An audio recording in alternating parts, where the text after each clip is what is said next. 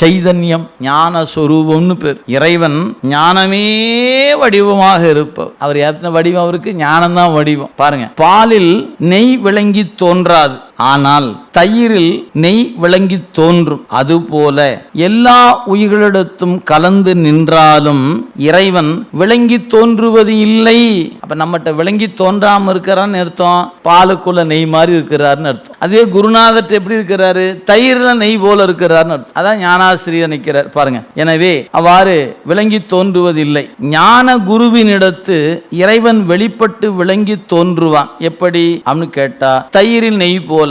சைதன்ய சொரூபி அப்படின்னு அர்த்தம், ஞான வடிவான குருவின் திருவுருவம். இன்னைக்கும் துறவிகள் பார்த்தீங்கன்னா சில பேர் சைதன்ய சுவாமிகள் அப்படின்னா பேர் வச்சிருப்பாங்க. சைதன்யம் பூஜ்ய சுவாமிகள், சைதன்ய சுவாமிகள் அப்படின்னா பேர். சைதன்யம் ஞான சொரூபம்னு பேர், வேற ஒன்றும் இல்லை.